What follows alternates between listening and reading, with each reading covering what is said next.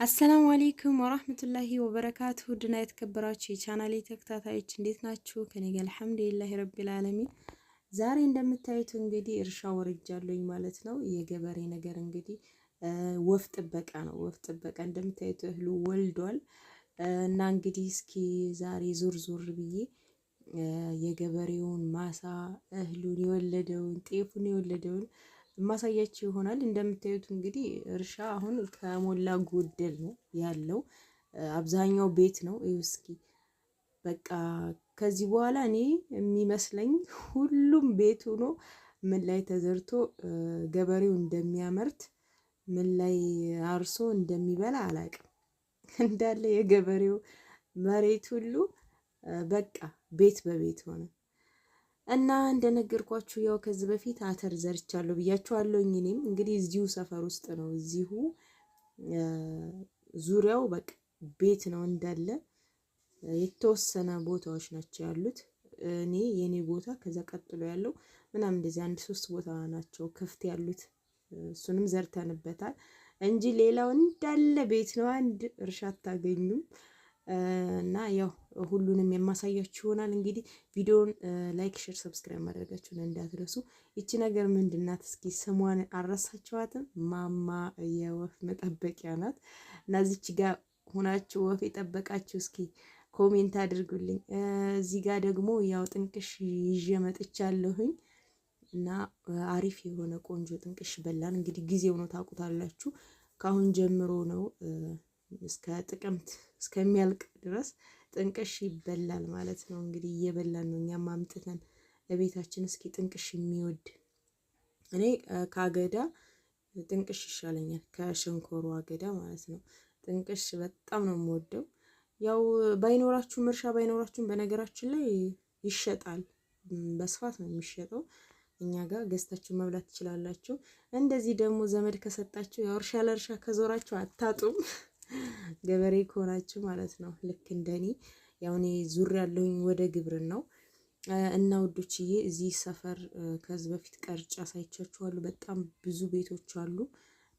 ከቀይ አፈር ወደታች አካባቢ ታውቁታላችሁ ሰፈሩን። አዲስ ምስረታ ነው እንግዲህ እና በጣም ቆንጆ ቆንጆ ቤቶች ተሰርተውበታል። እንዳለ ቤት ነው በቃ።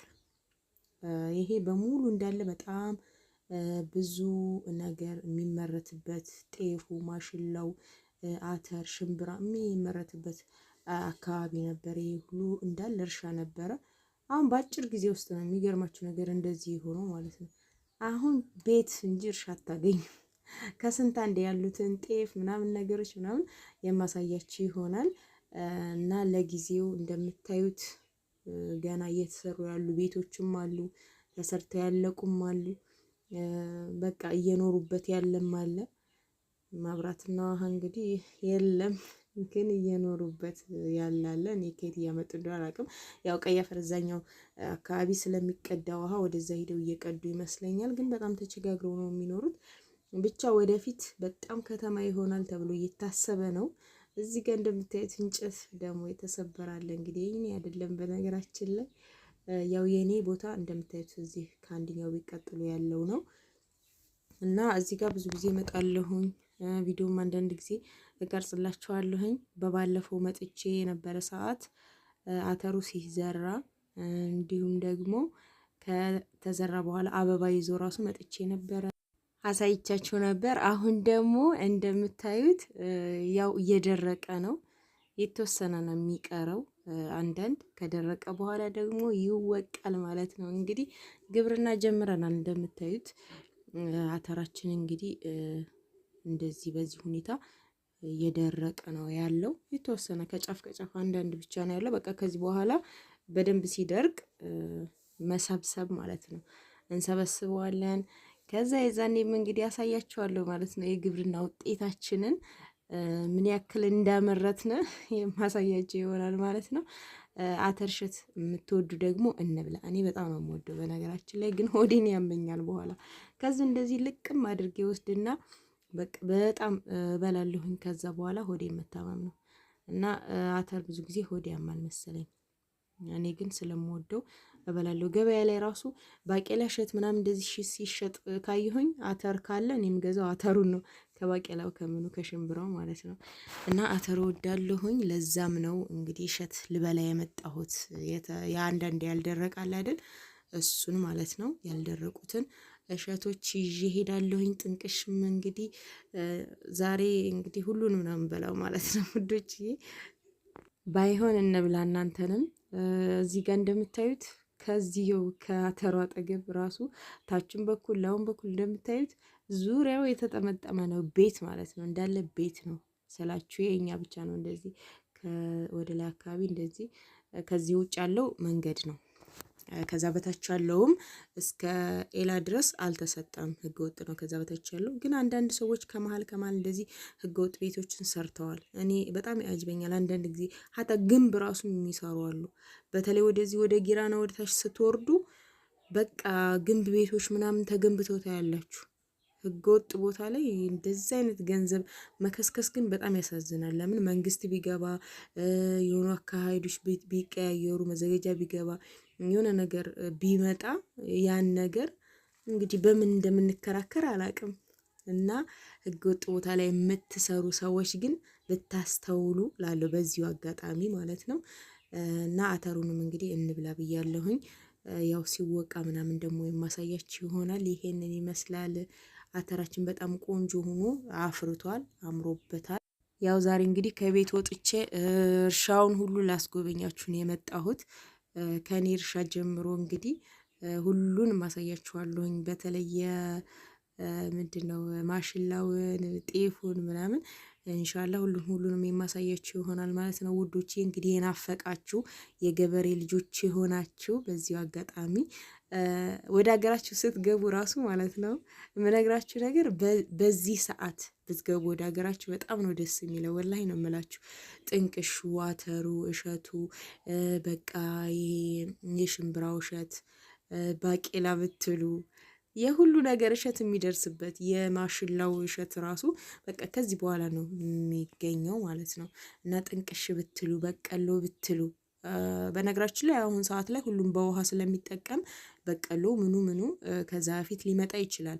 ነገር ግን በስፋት የምታገኙት በደንብ በቃ በዚህ ሰዓት ነው፣ በዚህ ወቅት ነው። እና ስትገቡ ወደ ሀገራችሁ ስትገቡ ክረምቱ ልቅ እንዳለ መስከረም አካባቢ የምትመጡ አቤት ሀገራችሁ በቃ በጣም ነው የምትወዳት። ሙጭኝ ብላችሁ ነው ከዛ በኋላ የምትቀሩት ኢትዮጵያ።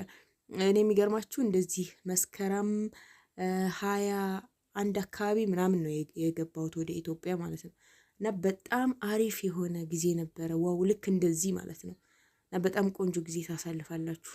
ልትገቡ ኢትዮጵያ ልትገቡ ያሰባችሁ እመኑኝ፣ ስትገቡ በዚህ ወቅት ገቡ፣ ትወዱታላችሁ።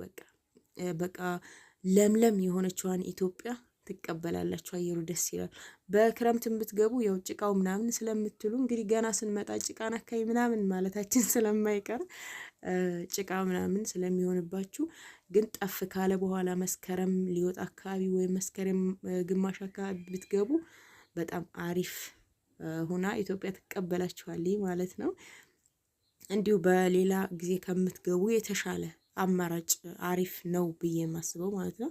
በዚያ ሰዓት ብትገቡ በጣም ደስተኛ ትሆናላችሁ ያስባሉ። ልክ እንደኔ እኔ በነገራችን ላይ እንደዚህ እርሻውን በቃ አታክልቱን፣ ማሳውን እንደዚህ አዝመራውን ሳይ ወላሂ እኔ እንጃ ውስጤ በደስታ ነው የሚሞላው።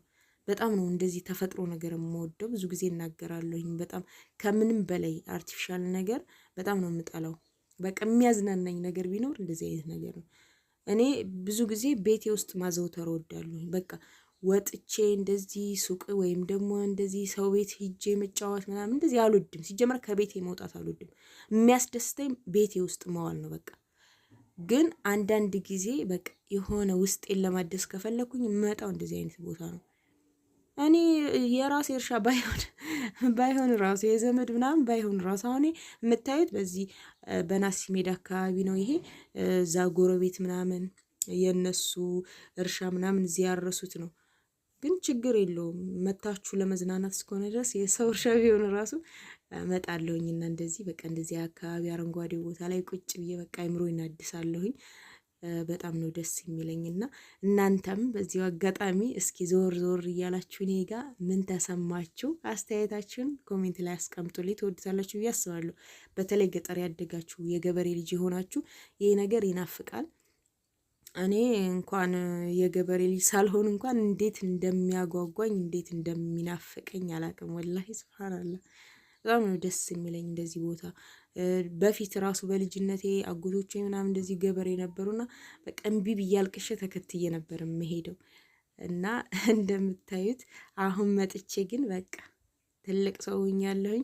ልጆቼን ያዝ እያረኩኝ እንደዚህ እየመጣሁኝ እዝናናለሁኝ። በጣም የሚያዝናናኝ ቦታ ቢኖር ይሄ ነው እና ወፍ እየተጠበቀ ነው። በነገራችን ላይ ጠዋት ነው፣ በጠዋት ነው እንደዚህ መተን እርሻ ዞር ዞር ማለት ከፈለጋችሁ በጠዋት ወይም ደግሞ 11 ሰዓት በኋላ አካባቢ ወደ ማታ ማለት ነው መሸት እያለ ስትገቡ በእርሻው ወደዚህ ምናምን ስትንቀሳቀሱ በጣም የሌለ ነው ደስታው ውስጣችሁ ማለት ነው። ውስጣችሁ በቃ ይታደሳል። ቆንጆ ነው የሚሆነው አየሩ ሁሉ በቃ በጣም ነው ደስ የሚለው። የወፎቹ ድምጽ ያው ወፎቹ ባይፈለጉም ማለት ነው። እዚህ ጋር አሁን እንግዲህ ወፎች እንዲመጡ አይፈለግም።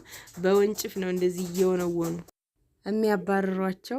እስኪ ወፍ ጠብቃችሁ የምታውቁ ልጆች እንደዚህ ማማው ላይ እንደዚህ ወጥታችሁ እዛው ጥንቅሻችሁን እየበላችሁ በቆላችሁን እየጠበሳችሁ ምናምን ያደጋችሁ ልጆች እስኪ ኮሜንት ላይ ያሳውቁኝ።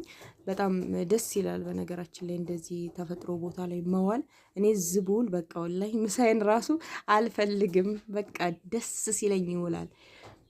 እና ያው አሁን ልጆች ምናምን ስላሉ እንደፈለኩ መዝናናት ስለማልችል ነው እንጂ ተዝናኒ ብለው ቢፈቅዱልኝ እዚህ መጥቼ ነበረ። እንደዚህ አይነት ቦታ መጥቼ ነው የምዝናናው እላችኋለሁ። እንግዲህ እናንተም ከኔ ጋር እንደተዝናናችሁ ተስፋ አደርጋለሁኝ። እንደምታዩት ያው ሰውም ወፍ እየጠበቀ በጧት ጀምሯል መጥቷል። እዚህም ደግሞ አባ ጎረቤታችን ጥንቅሽ ምናምን እየሰጡን ነው። አይታችሁታል እንግዲህ ጥንቅሽም ቤት አምጥተን እየበላን ነው። እና ይህንን ይመስል ነበር እንግዲህ የዛሬው ውሎ። ተዝናንታችሁ ከሆነ ደስ ብሏችሁ ከሆነ አስተያየታችሁን አስቀምጡልኝ። ቪዲዮውን ላይክ፣ ሼር፣ ሰብስክራይብ ማድረጋችሁን እንዳትረሱ።